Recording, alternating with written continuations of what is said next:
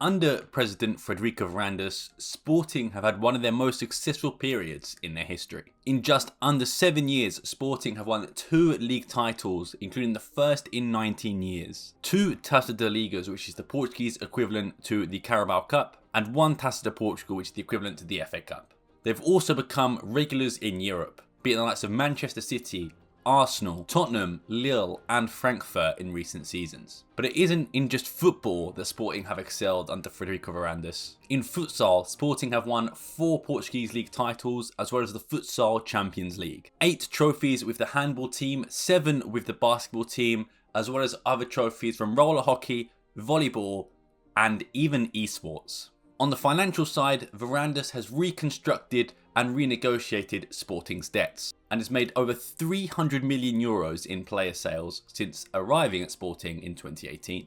He has also reconstructed the José Alvalade Stadium, not just the outside but the inside, making changes to the seats, the pitch of the Alvalade and of course the outside, as well as some of the gates in the Alvalade as well. So with all that being said, at Sporting's success and all-time high, there should be record numbers in attendance, record fan supports and ultras at every game. Well, unfortunately that is not the case, and in this video I'm going to explain why there is a divide between the Sporting ultras and Sporting president Frederico Varandas. Sporting is a club that is built on tradition, passion and has one of the most vocal and passionate fan bases in all of world football. But behind the scenes a war has been raging, a war not on the pitch but actually in the stands, between the club's ultras and Frederico Varandas, the president of Sporting. Sporting has several ultra groups, but the main 4 being Juventude Leonina, or Juveleo for short. This was founded in 1976 and it is the oldest and most famous Sporting CP ultra group. Next to them we have the Torcida Verde, who were established in 1984, known for their passionate support and choreographed displays, holding up the Tifos and things like that. You've got the Derivativo Ultras, created in 2002, they focus on intense vocal and visual support, making sure the atmosphere in the stadium, such as singing and supporting the players. And finally got the Brigadas Ultras, a smaller but dedicated group that also supports the club with strong enthusiasm as well. But with the introductions out the way, in order to talk about the present, we must talk about the past. In football, a relationship between a club and its fans can define an era. And at Sporting, no president embodied passion, loyalty and charisma, and that's former president Bruno de Carvalho. Not only did he embrace the club's ultras, he embodied them. For 5 years he ruled Sporting with passion, something that connected with the ultras instantly when he took over the club in 2013.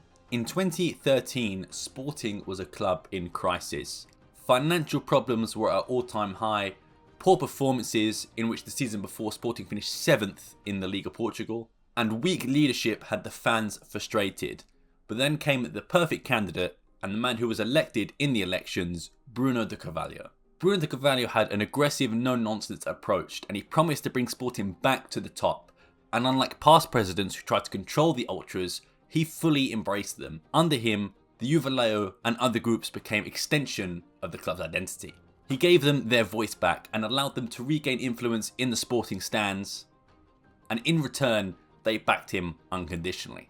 Bruno de Carvalho played a major part in stabilising Sporting's debts and financial problems from 2013. When he took over, the club was in a deep financial crisis, but through a series of bold decisions and great leadership, he managed to reduce the debt and improve Sporting's economic situation. In 2014, Sporting was on the verge of collapse with debts exceeding 300 million euros.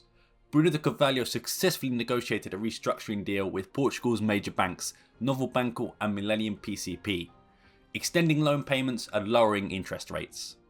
He also introduced higher buyout clauses and negotiated better deals when selling key players.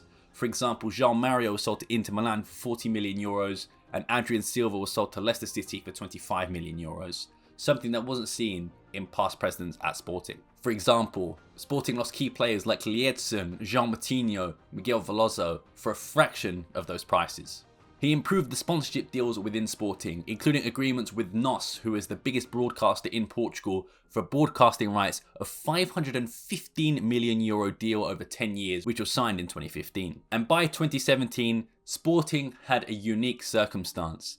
They posted their first ever 30 million profit, a massive turnaround from years of losses and reduced the overall debt significantly, stabilising the club and having a future to rely on. It wasn't just financially where Bruno de Carvalho had the biggest success though. On top of that, Sporting were having their greatest phase in years. They finished 2 points behind Benfica in 2015, narrowly missing out on the title, but won 2 Taças de Ligas and had great performances in Europe, including holding their own against Real Madrid, Chelsea, Barcelona, Atletico Madrid and Juventus. In addition, Bruno de Carvalho also set up Sporting TV, which was now a TV channel of Sporting, but also helped construct the Pavilhão João Rocha, which is where the other sports in Sporting take place. I mentioned earlier, the futsal, the volleyball, the handball, stuff that all goes in the Pavilhão João Rocha, which was actually constructed by Bruno de Carvalho in his presidency. This really showed that he cared about the club, not just from a footballing standpoint, but everything that it embodies. The other sports and the other athletes were getting their own home, and it also gave fans a bigger capacity to actually go and watch these games, which of course would help Sporting even more financially. One of the best things about Bruno de Carvalho, and one of the things I loved about him the most, was that he was one of the most vocal figures in Portuguese football when it came to corruption and exposing alleged allegations against other clubs within Portugal. Throughout his presidency, he openly accused both clubs of influencing referees, match fixing, and controlling Portuguese football politics. Bruno de Carvalho was Benfica's most aggressive critic, often referring to their influence as Estado Lampianico, which translates to the Lampião state, suggesting that Benfica controlled key aspects of Portuguese football, including referee decisions that constantly favoured Benfica, the Portuguese Football Federation and the League of Portugal protecting Benfica, and the judiciary and the media allegedly shielding Benfica from scrutiny. Bruno also reminded the authorities and the press that Porto were not saints either. They had been found guilty of match fixing a few years before, and Bruno de Carvalho did not let the media and the world forget that. He accused Porto of also using their own TV channel, Porto Canal, to spread propaganda and manipulate narratives about League of Portugal, Sporting and Portuguese football as a whole. While they had more of a neutral relationship at times, Bruno de Carvalho saw Pinto da Costa, the Porto president, as a part of the old corrupt football system.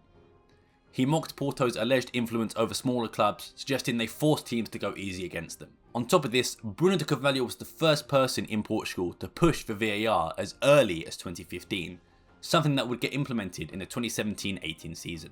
Bruno de Carvalho had charisma, he had a swagger about him, and he also had a leadership role that meant legions of fans would flock to him because he was just so...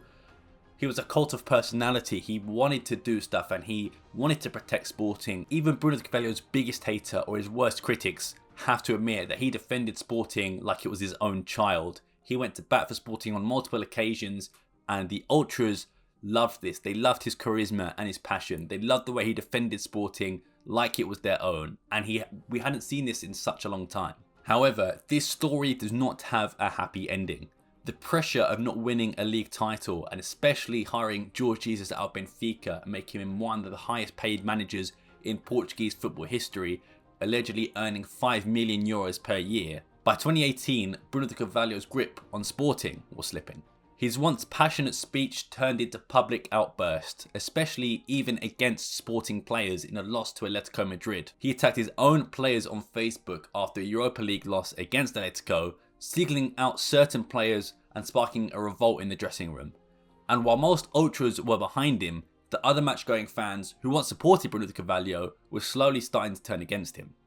And after a string of bad results, Sporting lost the last game of that season in 2017-18 to Maritimo, thanks for an embarrassing error from Rui Patricio, meaning they finished third that season and missed out on Champions League football, costing the club millions. Then in May 2018, the unthinkable happened. The Alcochete Academy attacks. The violent attack at Sporting's training ground shocked Portuguese football, and while Bruno de Carvalho denied involvement and was later proved innocent of this in court, many pointed the fingers at the toxic culture that he created. The majority of the attackers were identified as Juve group members. Some individuals also had links to other Sporting groups, but many argued that Juve had the most people there. And 40 hooded ultras, or thugs, or fans, whatever you want to call them, stormed Alcochete's training ground. They physically attacked players and staff, with Bastos suffering a head injury, and they also threatened and insulted key figures like William Carvalho, Rui Patricio, and Rodrigo Battaglia. This attack was allegedly a response to Sporting's poor seasons, and Bruno de Carvalho's public criticism of the squad did not help matters. Some believe the attack was orchestrated by Bruno de Carvalho and the Ultras, which again was later proved not the case in court. Other people believe there were other external figures at play trying to get Bruno de Carvalho out as president, and some believed it was just the Ultras acting on their own. Whatever conspiracy you want to believe, days later Bruno de Carvalho was removed from power. His era was over, and with it Sporting entered one of the darkest periods in their history. But in the wake of a disaster, a new leader would emerge. Frederico Varandas, a former military doctor who served in Afghanistan and also was the head doctor at the club under Bruno de Carvalho. He promises to clean up Sporting of the mess that it was in. From the moment Frederico Varandas takes office, it's clear that things are going to change. He takes a hard stance against the ultra groups, cutting privileges, banning certain members and trying to remove their influence from the club. But for Vallejo and their supporters, this is an act of war. They see Varandas as a traitor and someone who used a negative situation to get himself into power. They also saw him as an outsider, someone who doesn't understand the love and the soul for the club. And it doesn't take long for thousands of Sporting fans to demand Frederico Varandas' resignation, chanting against him and calling him a traitor. It also didn't help that Frederico Varandas didn't win the most popular votes. That was actually João Benedito, a former handball captain at Sporting. But unfortunately, the way the statutes work and the way the voting works at Sporting, Frederico Varandas had the sort of higher vote. Sort of like in America, you might not have all the votes, but if you get certain things and certain members' votes adds to more, it really doesn't make that much sense. I don't understand it. Basically, Frederico Varandas didn't get the most popular vote, but still managed to win the presidency. But let's talk about the first 2 seasons under Frederico Varandas. So right now, the 2018-19 season is the aftermath of Alcochete, the attack that led to mass player departures with key players like Rui Patricio, William Carvalho, Gelson Martins, Rafael Leao and Daniel Podence leaving for free after terminating their contracts. This also meant there were some managerial changes. Sinza Mihailovic was actually hired by Bruno de Carvalho after the Alcochete attacks, but just lasted 9 days in the job after being removed by interim president Sousa Sintra, who then hired another manager, Jose Peseiro, who started the season, but when Varandas took over, he sacked him in November due to poor performances. Varandas' first big managerial hire was Marcel Keizer, the former Ajax manager, took over in November 2018, and under him Sporting completed a cup double in Keizer's first season, getting both the Taça da Liga and Taça de Portugal, both in penalty shootout wins against FC Porto. Despite winning 2 domestic cups, Sporting was nowhere near competing for the league title, finishing 13 points behind Benfica in first. The club was also struggling financially and politically, making it clear that they were entering a rebuilding phase. But he was off to the worst start imaginable. He lost 5-0 to Benfica in the Supertaça, which is basically the Community Shield in Portugal. Then after failing to win 2 out of his 4 league games, he was sacked the day after deadline day. Many fans saw this as a very stupid decision as they reworked the transfer market for Marcel Keizer only to sack him a few days later.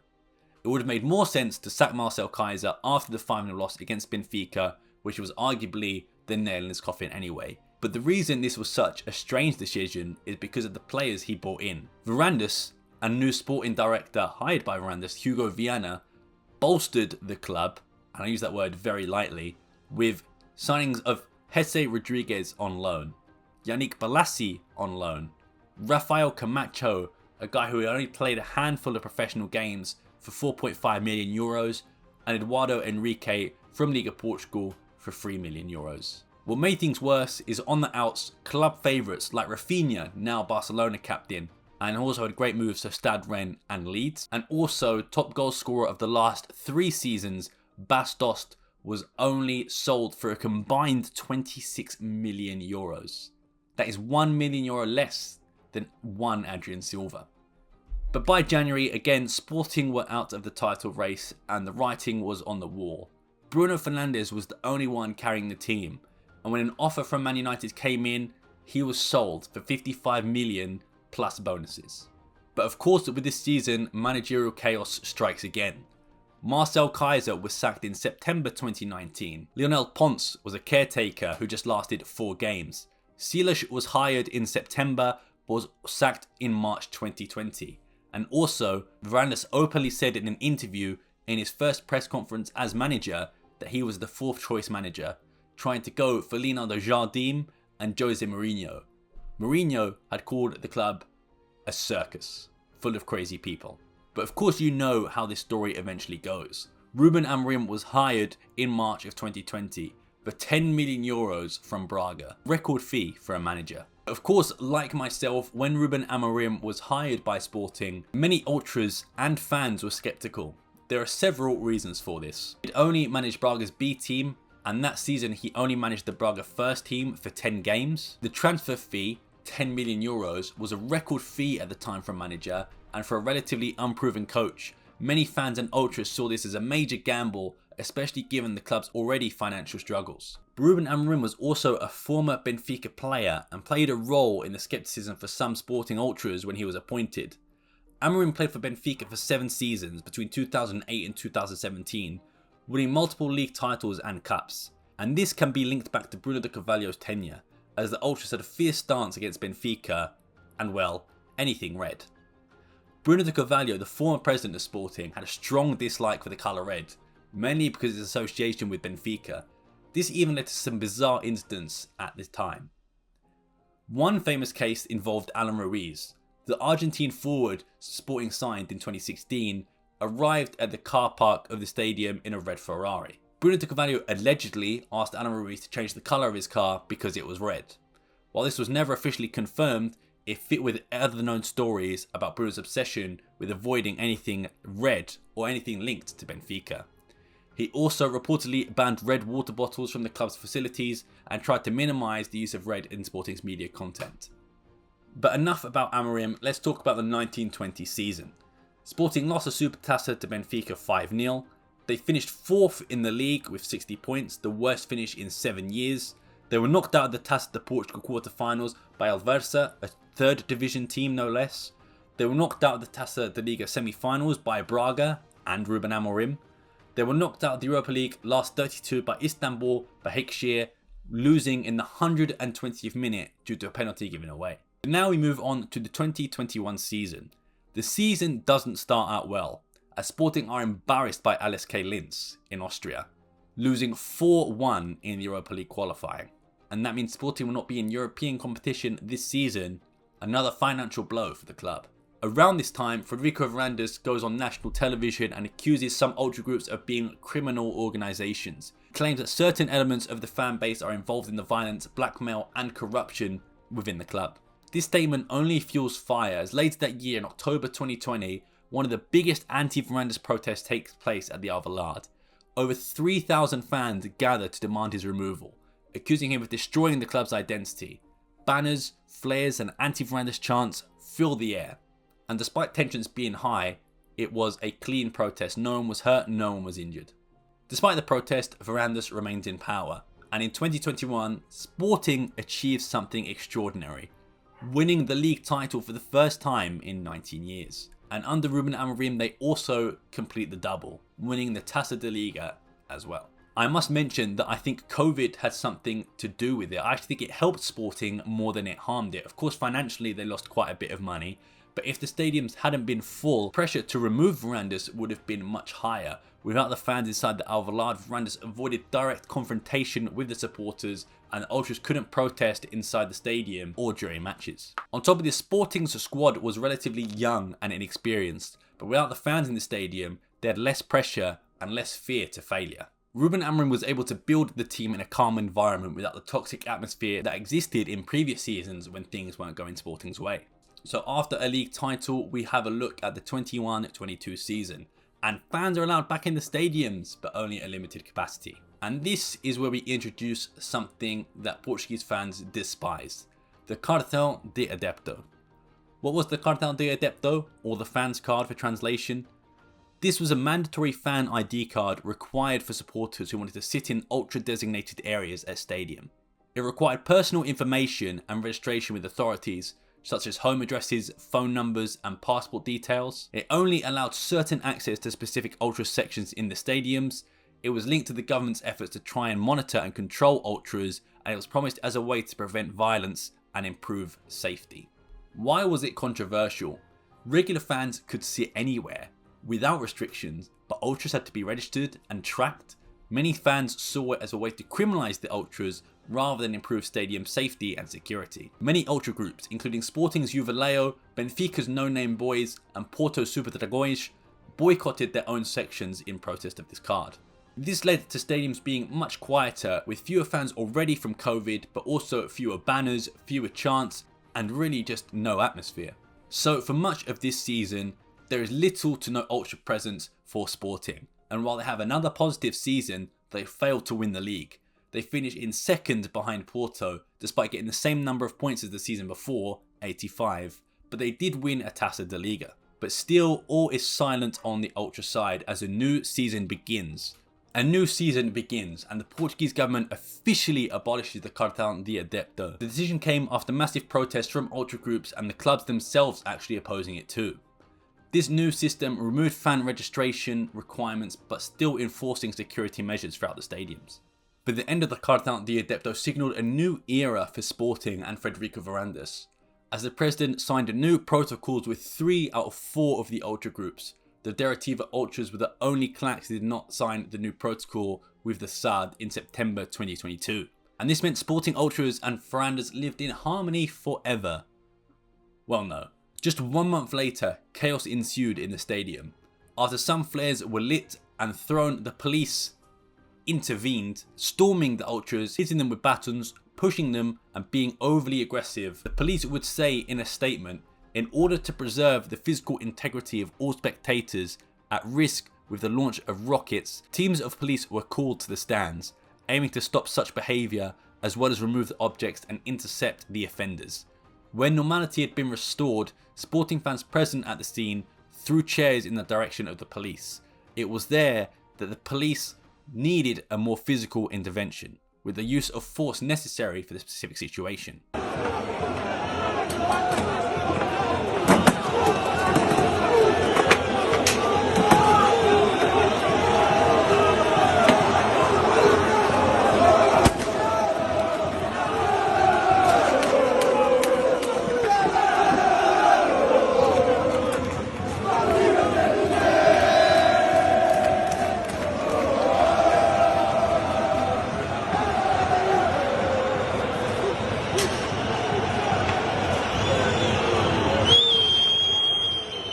In this video here, the guy literally puts his hands up, does nothing, and the police still attack and push him, and for what reason, I don't know. This led to Juveléu saying, the Sporting board in no way defends its members. It does not ask for accountability in the police brutality to women, children, or people with reduced mobility.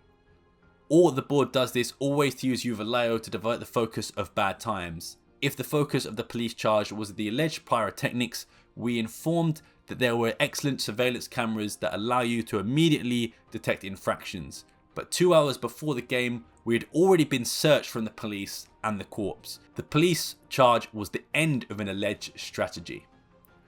This statement basically reads as Sporting were going through a bad patch at the time. They had just sold Mateus Nunes before a game against Porto. They had already pretty much been out of the league title by November, losing to Chaves at home, losing to Boa Vista and losing to Porto. So the Juveléu were basically saying they're using this as a chance to distract the media from what's going on the pitch and blaming the Juveléu. But they also say that this was a strategy from the police to attack the ultras. This was planned for them. Even if they didn't have flares or anything didn't happen, that was still the strategy of the police to attack the ultra groups. 1 day later, Sporting announced it had terminated the protocol with Juveléu after disrespecting the Alvalade. In a statement that reads, Sporting informs that it will actively collaborate with the security forces and the police to identify all those responsible for yesterday's events. A month later, Frederico Varandas would go and publicly slander Mustafa, the leader of the Juveléu, who I've met in this picture. For some reason, it looks like I'm, smiling. I thought I was roaring in that picture. I wanted to look like him in that, that sense, but didn't turn out well. But anyway, I digress. Varandas would go on to say the following. The Juveléu is led by a person who has already been criminally convicted and will be again. Only if we are a different club, we will consider it normal to have a person like that in our stadiums. Juveléu is led by Mustafa. 16 years ago, he served a 4-year prison sentence for violent assaults. He will serve another 6 years for violent assaults. In 2020, when we were champions, he threatened in a blog that there'll be an Alcochete 2. These people are poor in character. Mustafa would respond with the following: "This is not a president in which Sporting fans can see themselves or agree with. It is completely noticed that he shows a glaring wear due to the lack of competence at all levels. As well as the shame he makes us feel towards his rivals every time he speaks or in public, he was deplorable at the end of his performance when talking about the private life of leader of the Juvenile, Mustafa.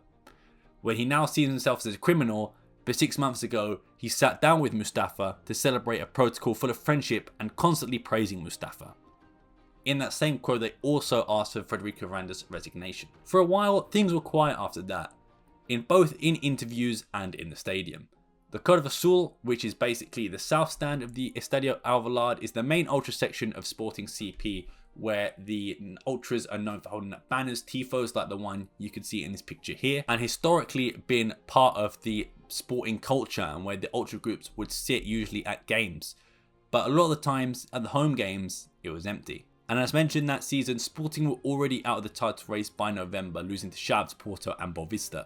But everything was quiet until February 2023. During Sporting's game in the UEFA Europa League versus FC Midtjylland on February 23rd, 2023, Sporting ultra groups were again involved in some controversy, this time with the Danish police force and security forces. A story first leaked on newspaper Record, and then Sporting would come out at a statement later that night saying, "Sporting deeply regrets and strongly condemns the fact that in today's match versus FC Midtjylland, a child and a sports venue assistant were injured due to the improper and UEFA prohibited use of pyrotechnics.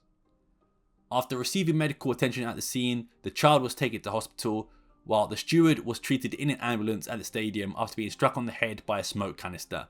This is the second time in the span of a month that children have been affected by the improper use of pyrotechnic material." However, the crazy part of this is the Danish police actually denied this at first, saying there was little trouble here and there, but we kept it under control. There was no arrests or any cases related to it, and that was from the head of police in Herning, Denmark. Sporting reported on the Friday after that it was punished by UEFA with a ban on selling tickets to its fans for the next 2 European competitions outside the Alvalade, and a sanction suspended for 2 years, and also was fined €50,000. And of course, after that season, the season after 23-24, there were still no ultras in the stands, but they were always present at away games. In the away games, the ultras were the loudest in games against Arsenal, which I was lucky enough to be at, singing the whole time. I loved being with the ultras. When I've sat in the Sporting fans in the stadium, I'd rather be sat where the ultras were. Last time against Bologna, I was sat in Central, and literally, I love Sporting fans, but they were just sat down, no singing, no chanting, no clapping, no nothing. It was just so quiet, and I really didn't like it. I understand it's different for everyone. If people are a family, they might prefer to go there, but for me personally, I prefer to be nearer the ultras or with them, like I have been at the away games, like I was against Arsenal, and also in the Etihad, and also in the Tottenham Hotspur Stadium. There have been quite a number of times that's happened, but they just weren't present at home games. They didn't feel welcomed by Frederico Varandas. They still do not feel welcomed by Frederico Varandas. Even the season after, where Sporting won another league title, and even to the present day, Sporting fans still do not feel welcome by Frederico Varandas. This also leads to something that happened at the end of last year. It was Sporting versus Club Brugge. Sporting have lost Ruben Amorim to Manchester United, and they have João Pereira at the helm. They faced Club Brugge in Belgium and unfortunately lose 2-1. Sporting fans respond by throwing ultras at the players, at Konrad Harder most notably taken aback by it, Victor Gyökeres attempting to control the scene. And after that, UEFA actually handed Sporting a fine and used that suspension we talked about earlier, and suspended some parts of the stadium from selling tickets or actually having fans sat there. Sporting responded to this and pleaded with the fans in somewhat, in my opinion, a condescending way, with a big banner saying, please do not, hurt the club, basically. Do not prejudice the club. Basically, do not cause us to pay fines, not cause us to lose fans. Things like that, basically, is what Sporting were going for. And a lot of that game, people thought the Juvenile were not going to show up. But of course, if you've watched my vlog or you've seen on social media, they managed to get in the stadium with this banner surprise. And I'm not going to swear because I want this video to be monetized. But you can see what it says. And they managed to get into the stadium with flares and all. let off fireworks, and at the section that I was sitting at, they were booing the ultras, they were calling them clowns.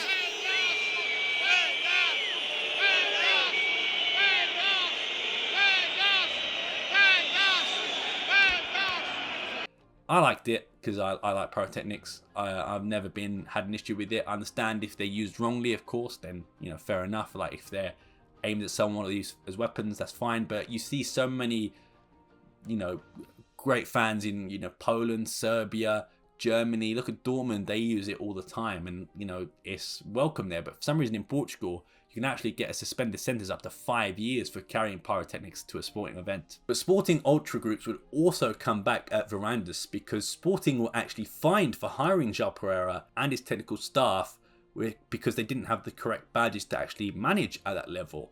So Sporting ultra groups responded to Frederico Varandas: please do not prejudice the club by making it pay fines for things that you're doing. And as of recording on 27th of February 2025, there seems to be no end in sight. The only way I can see ultras returning is if Frederico Varandas A, doesn't make it to next term, if he resigns, which I doubt he will do.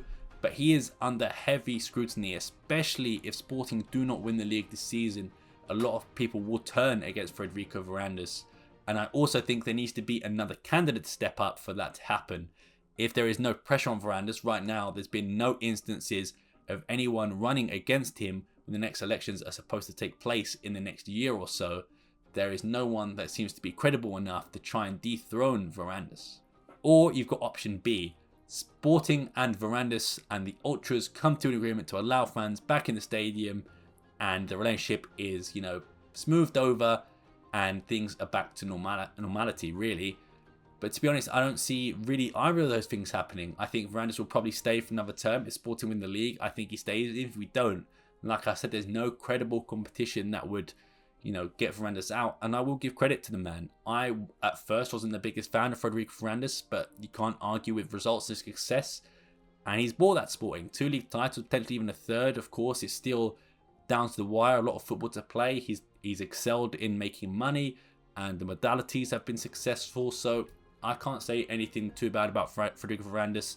I think sometimes in interviews he could be a bit better, not talk as much, and, you know, not try and fight with your own ultras, I suppose. But at the end of the day, I think Sporting misses his ultras, and I miss the ultras in the stadium, especially at home games. I think some of the players do as well.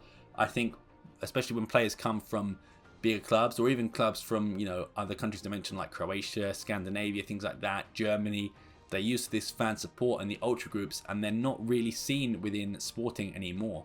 There's a handful of them that show up, and there's a lot of them that go to the away games, but there's always been it's always been empty. If you look at the numbers of the stadium in the last 3 years, you can see how much it's declined. Of course, COVID can be attributed to the first season, but even after Sporting were winning league titles, the attendance has not rocketed up at all. But yes, that is the end of this video. I hope you did enjoy it. Something that I know a bit more about, and I've seen it happen, man. I saw the Alcochete attacks. I remember exactly where I was when it happened. I was at home with my dad, and I just remember seeing it on the news, and it was crazy. I remember Frederico Varandas getting hired as president.